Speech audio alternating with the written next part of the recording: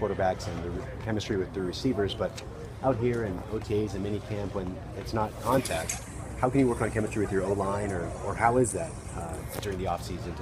Well, we push the limits. Is that such a thing? We go as far as we can without breaking the rules in terms of the physical nature, the speed, more importantly. And so we're still rushing. We're still playing fast football. And if anybody ever comes to watch our practice, they're going to know we practice as hard as you possibly can. That's just our, I guess, a tradition or our way of life, I guess, here. So it's a good thing for us and gets you ready for the game. So in terms of the chemistry, Justin Britt's doing a great job up front. Patrick Lewis, as you guys know, has done an unbelievable job of playing in some huge games, some huge playoff games, clutch games at the end of the year. So you trust him, and Justin he's really taken on the challenge. And like I said, he's played right tackle, he's played right guard, he's played or left guard to say. He's played in a lot of big games, and then Joey Hunt, a guy who's a late round draft pick, but really has knowledge of the game, so he's got great potential too, and he's played a lot of games at TCU. You talked about changing your workouts recently. How do you stay true to yourself in terms of the running game, but also thinking more long term? In terms of the workouts, also? Yeah. Well, style of play. I think every year is different. I think one of the things that I've really been working on with Ryan Flaherty and Gunnar Peters is just really the longevity aspect of it. Trying to stay as mobile as possible, as strong as possible. And really take care of my body. Getting the body work to make sure that you're ready to go for another season. And I feel great. Whenever somebody asks me how I feel, I tell them I feel like I'm 18.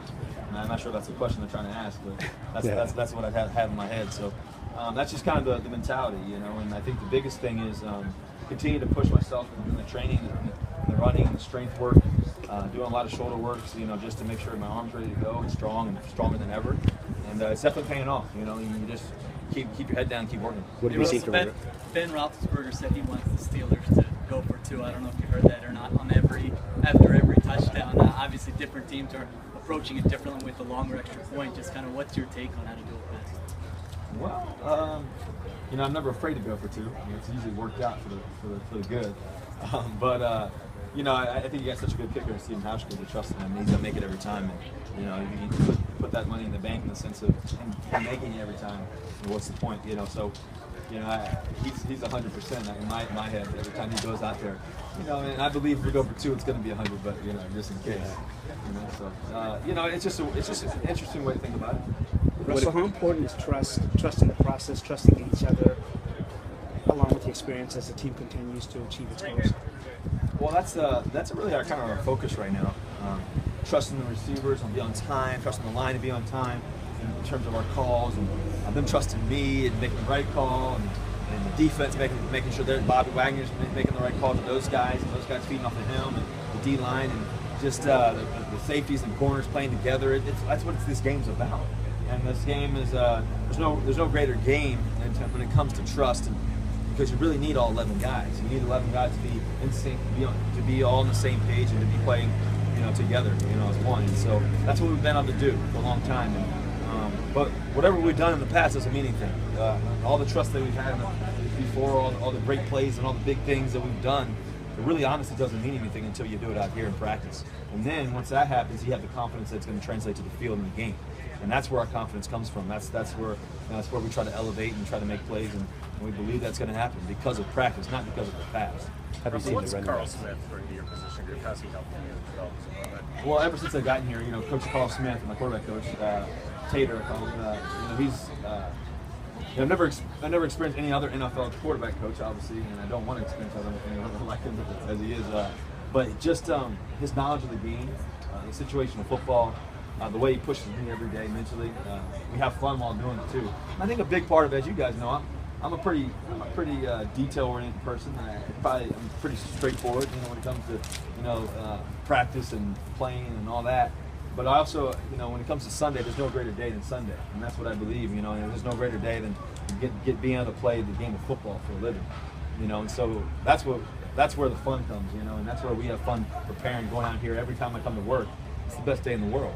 Just because of the opportunity that I had to be coached by somebody that's, in my opinion, the best quarterback coach in the league, but also a guy that really pushes and really helps me challenges me, mentally. And so I think that's a big thing. And one of my best friends too. You know, getting to know him, just being around him every day. You know, it's really like a brother, you know, growing up or something like that. I feel like I'm a younger brother from a long ways away, but a younger brother just trying to learn and be more like him and trying to understand where I can gravitate to and learn. And it's the fun part of the game. And those relationships are crucial.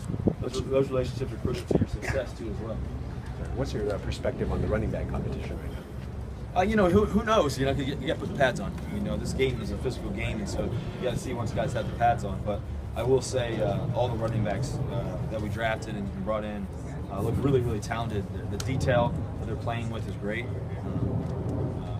Mike looks really good coming on the back. He's catching the ball really well, and he's really worked on that. He comes out there early every day, mid practice too. He catches with me. You know, he's really putting his head down and going to work, and that's a great thing for us. And he's got tons of talent. I mean, watching him run the ball, you guys saw him last year against Arizona, spinning, cutting, making plays, making huge runs for us, getting downhill. Obviously, Thomas Rawls hopefully coming back. You know, he was playing as good as it gets in the National Football League last year when he was playing. CJ Procise, you know, a guy who runs I think 4.41, can catch the ball out of the backfield, can go out and play wide receiver if he needs to. You know, runs the ball extremely hard, makes quick decisions. You know, AC Alex Collins, you know, he runs the ball physical. You know, and he had a move last week, man. I don't think I've ever seen anybody do. So he makes certain plays. You know, and he's run the ball a lot at Arkansas. So that's a good thing. You know, he knows what he's doing and knows how to run it. So. You know, it's an exciting group, you know, and that's going to be fun to see, especially come preseason. You really get to see in preseason what guys are capable of, and obviously training camp. But when the lights come on, that's when things matter, you know, the most. And so that's just the truth of it all. So it'll be exciting to see those guys run the football. How much more